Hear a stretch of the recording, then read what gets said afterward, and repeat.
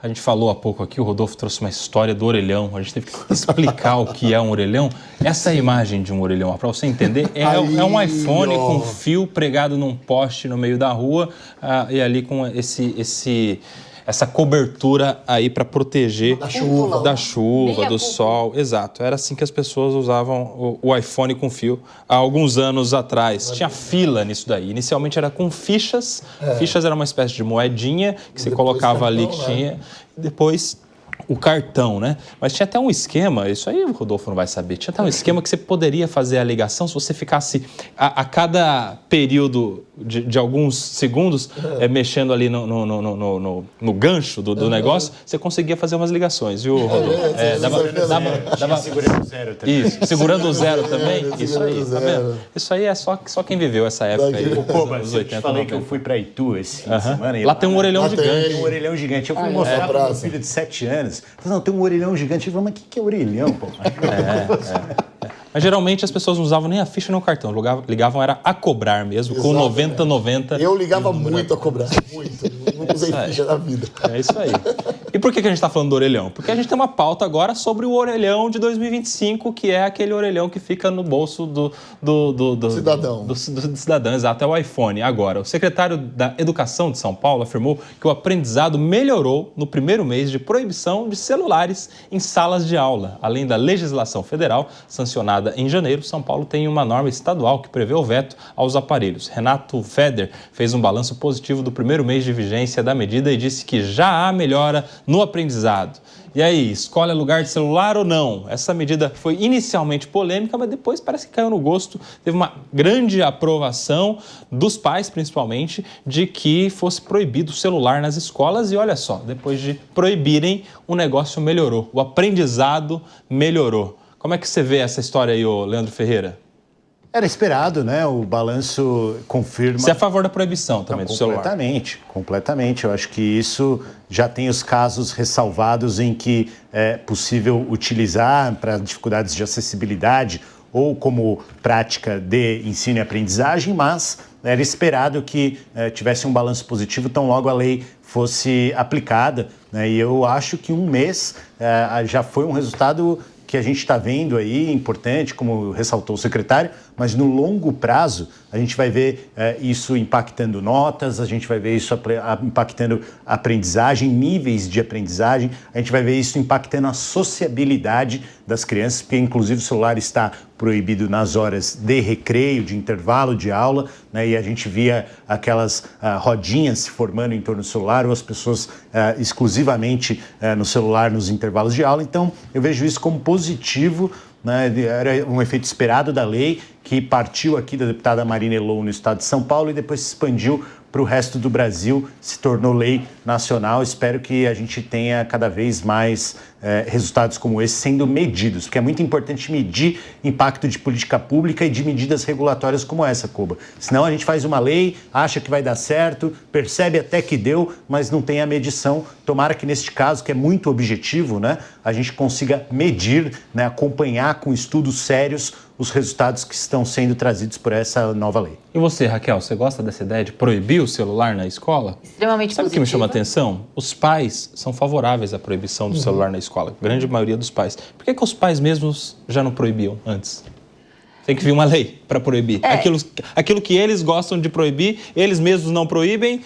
E aí? Uma pressão social. E aí? É uma própria ausência de autoridade, quando a gente fala numa ausência de autoridade do Estado, uma ausência de autoridade parental. Não bastaria o professor proibir? O professor que também é a favor? Não. Se ele proibir, aí? Os professores estão sendo muito desrespeitados por uma educação realmente muito... benevolente em relação ao que é errado.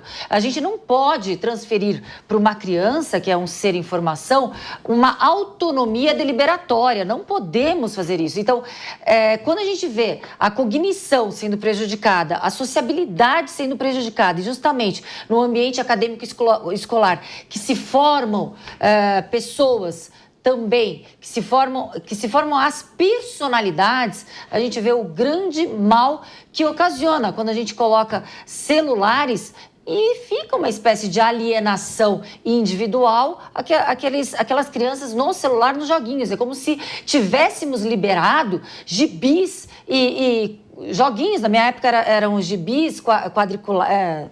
Putz, orelhão, gibi. Quadriculado, né? Daqui a pouco, hein? Sim. Como é que é o quadriculado? Puxar... Na minha época Quadrinhos. Quadrinhos? Não os quadrinhos, aquilo que... O jogo da velha. É como se você liberasse esses joguinhos durante as aulas. Porque os celulares nada mais são do que isso. Situações, né? E uma outra situação muito importante é que proibindo o celular também inviabiliza muito gravações e vídeos que se tornam ali motivo de chacota. A gente fala que é o bullying virtual muito mais violento que o bullying presencial, porque acabou o período letivo, o período escolar, aquela criança que é escolhida como alvo do bullying fica permanentemente sendo motivo de chacota, seja através de WhatsApp ou redes sociais. Então, medida extremamente acertada e positiva. E você, Sérgio Marques? A medida corretiva. Agora, isso também mostra o problema de sociabilidade das nossas crianças e o não limite que os pais estão conferindo a elas. Então, as crianças acabam, dependem do celular, elas acabam se isolando, a gente observa, né, em família, muitas vezes, as crianças se isolam, mas porque também não há nenhuma reprimenda dos pais a limitação do uso do celular. Então, há necessidade de ser feita uma limitação para os nossos jovens, tudo precisa de limitação, né, no dia a dia. Por quê? Porque senão ela fica sem limites e o pior de tudo é a sociabilidade, né? As crianças não têm mais relacionamento com os pais, com os familiares, com os primos, elas ficam sempre remotamente comunicando e no dia a dia isso vai acarretar dificuldades de relacionamento se os pais não realizarem intervenções pontuais. E aí, Rodolfo, o que você pensa? Porque em algum momento essa criança vai se tornar um jovem e quando ela se formar um adulto vai precisar entrar num trabalho e lá não vai ter lei para proibir, ela vai ter liberdade. Se quiser usar o celular, você usa o dia inteiro. Ficar ali trabalhando com o celular na mão, mas daí você responde pelas consequências também, né? Você não deveria ter também um momento de transição dessa questão da criança, adolescente, jovem? Você tem essa liberdade, você pode entender que você pode fazer o que você quiser, mas olha só, você vai responder também por qualquer decisão que você tome. Não tem que também ter essa preparação para um novo adulto? E aí? Tem sim, Nelson. Quero fazer um paralelo aqui, porque a gente vai falar, quero trazer um paralelo no sentido de trazer crianças que não têm condições e crianças que cresceram dentro de outras condições. Por exemplo, eu sou um universitário, você sabe disso, né, Nelson? Eu sei. Pois é. Nosso bicho, nosso estudante de direito. E quando eu entrei na faculdade, eu vi uma realidade dos jovens muito diferente da realidade quando eu fiz publicidade e propaganda, por exemplo.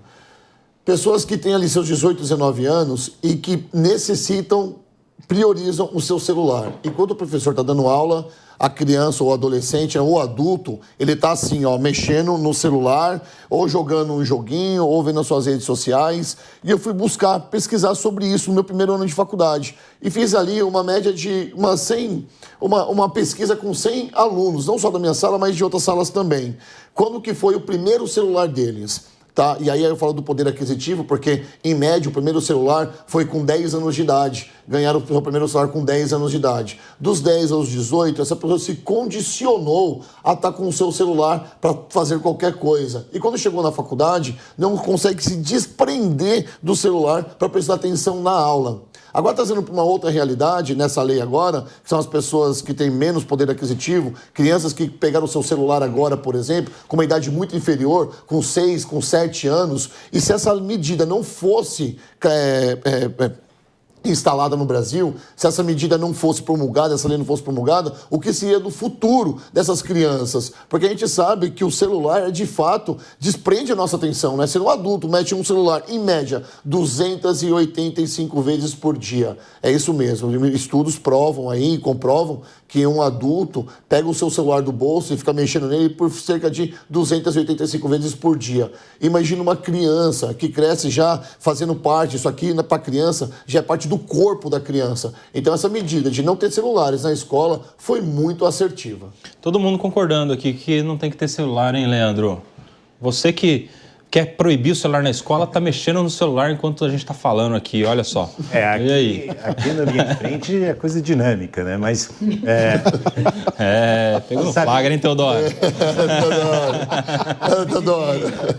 Eu visitei, junto com o Eduardo Suplicy, em Portugal, o órgão responsável pelo tratamento de saúde de pessoas dependentes químicas, né, que é o que foi colocado no lugar da proibição da maconha, né, porque a maconha em Portugal é legalizada e eles criaram lá um serviço de apoio ao usuário de todas as drogas. E eles estavam lá desenvolvendo o departamento, isso em 2017, né, eles estavam desenvolvendo um departamento que era de vício em ecrã, como eles chamavam. Né? O ecrã é a tela do celular. Né? Então, isso é um vício. O mesmo órgão responsável por tratar pessoas dependentes químicas de crack, de cocaína, de maconha, estava desenvolvendo protocolos para o tratamento de pessoas com vício em tela, de várias telas, mas mais especificamente o celular de todas as idades. Né? Então, quando a gente fala assim, você tem que disciplinar a criança em relação ao uso daquele instrumento que no futuro, quando ela for adulta, vai estar disponível para ela. É assim também em relação ao cigarro, é assim em relação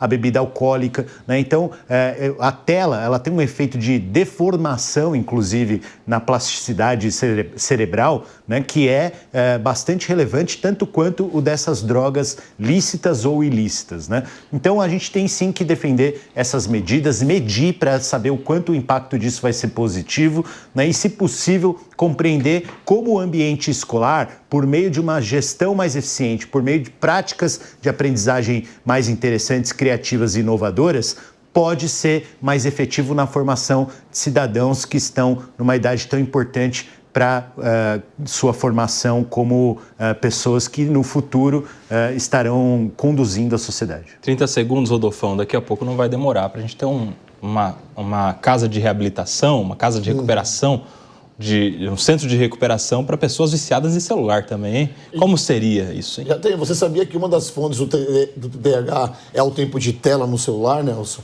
Pessoas que estão vendo uma rede social, daqui a pouco elas estão vendo outra coisa, daqui a pouco elas estão vendo outra coisa, daqui a pouco elas estão vendo outra coisa. Ou seja, o desenvolvimento do TDAH nos últimos 5 anos tem muito a ver com o tempo de tela. E já tem tratamento, inclusive.